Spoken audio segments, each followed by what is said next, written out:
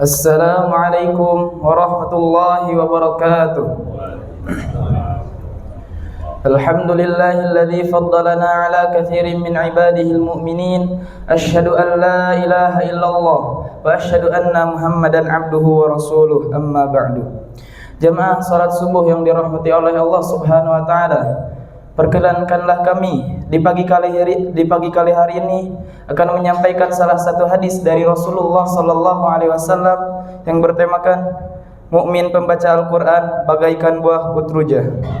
Dari Abu Musa Al-Asy'ari radhiyallahu an bahwa Rasulullah sallallahu alaihi wasallam bersabda, "Al-mu'minul ladzi yaqra'ul Qur'an wa ya'malu bihi kal utrujah, ta'muha thayyibun wa rihuha thayyibun.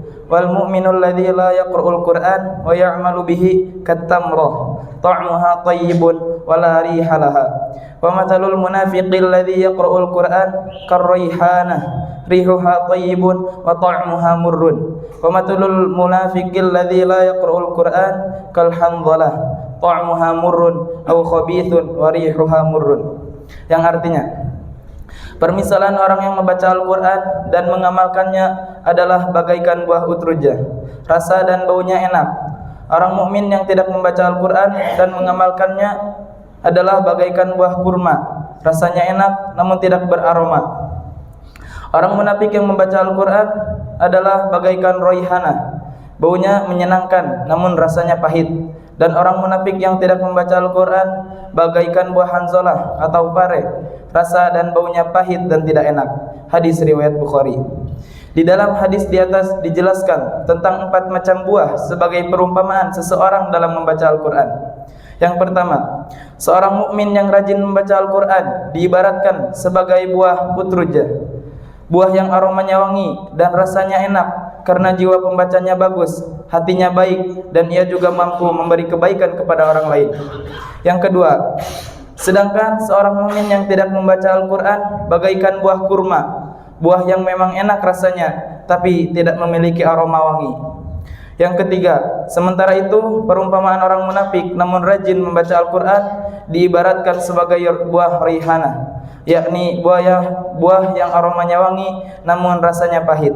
Dan yang terakhir, perumpamaan orang munafik yang tidak rajin membaca Al-Quran itu seperti buah hanzalah atau pare, aromanya tidak wangi dan rasanya pun pahit.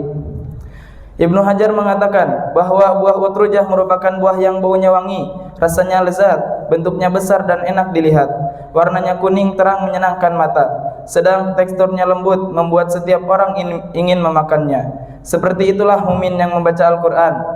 Sedang mukmin yang tidak membaca Al-Quran bagaikan buah kurma, rasanya manis tapi ia tidak berbau harum. Sedang buah raihanah merupakan sejenis buah yang mengandung racun tapi memiliki bau yang harum. Seperti itulah orang munafik yang rajin membaca Al-Quran.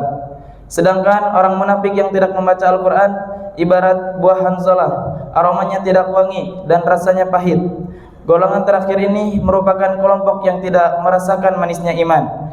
Mereka berkata beriman dengan mulutnya tapi tidak dengan hatinya. Semoga kita termasuk mukmin yang rajin membaca Al-Quran, semakin banyak mengkaji Al-Quran, kemudian berusaha mentadaburinya serta mengamalkan isinya semampu kita, sehingga semakin mantap iman dan akhlak kita, karena sifat orang yang membaca Al-Quran itu akan tercium wanginya bagaikan buah utrujah.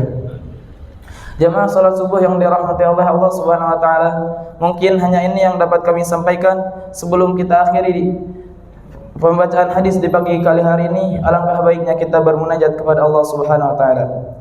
Bismillahirrahmanirrahim. Alhamdulillahirabbil alamin. Hamdan syakirin, hamdan na'imin, hamdan yuafi ni'amahu wa yukafi'u mazidah. Ya Rabbana lakal hamdu wa lakash syukru kama yanbaghi li jalali wajhikal karimi wa 'azimi sultanik. Allahumma salli wa sallim ala sayyidina Muhammad wa ala ali sayyidina Muhammad. Ya Allah yang maha besar dan maha kuasa, kami mohon kepada Engkau ya Allah untuk para musyrif, pemberi wakaf, orang tua asuh, donatur, pembina dan pengurus yayasan, pengurus ponpes, bapak ibu jamaah salat subuh Masjid Daratul Abrar dan umat muslimin dan muslimat, agar diampuni dosa-dosanya, dosa besar, dosa kecil, disengaja ataupun tidak disengaja.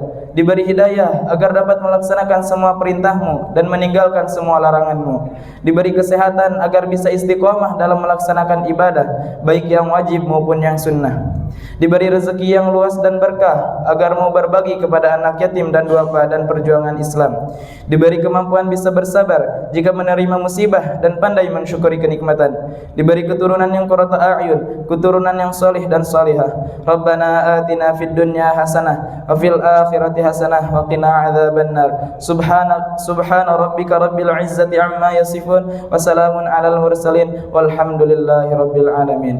Assalamualaikum warahmatullahi wabarakatuh.